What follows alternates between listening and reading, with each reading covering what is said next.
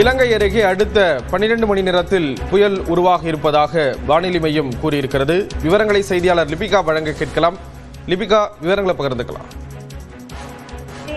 தென்மேற்கு வங்கக்கடல் மற்றும் அதை ஒட்டிய இலங்கை கடற்கரை பகுதியில் நிலவிய காற்றழுத்த தாழ்வு மண்டலமானது கடந்த 6 மணி நேரத்தில் 8 கிலோமீட்டர் வேகத்தில் வடக்கு வடமேற்கு நோக்கி நகர்ந்து இன்று காலை 5:30 மணிக்கு ஆழ்ந்த காற்றழுத்த தாழ்வு மண்டலமாக வலுப்பெற்றிருக்கின்றது.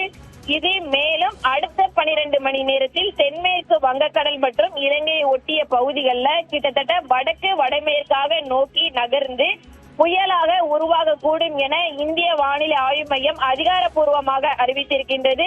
புயல் உருவாகிய பின்னர் அதற்கு அடுத்த 48 மணி நேரத்தில் தென்மேற்கு வங்கக்கடல் மற்றும் இலங்கையை ஒட்டிய கடற்கரை வழியாக வடக்கு வடமேற்கு திசையில் நகர்ந்து வட தமிழ்நாடு, புதுச்சேரி மற்றும் தெற்கு ஆந்திர பிரதேச கடற்கரையை நோக்கி நகரும் என தெரிவிக்கப்பட்டிருக்கின்றது. தற்போது இலங்கையை ஒட்டி உருவாகக்கூடிய புயலுக்கு ஏமன் நாடு பரிந்துரைக்கப்பட்ட தித்வா என்ற பெயரானது இந்த புயலுக்கு பரிந்துரைக்கப்பட்டிருக்கின்றது. தொடர்ச்சியாக அடுத்த 12 மணி நேரத்தில் இலங்கையை ஒட்டிய பகுதிகளில் இந்த புயல் உருவாக இருக்கின்றது.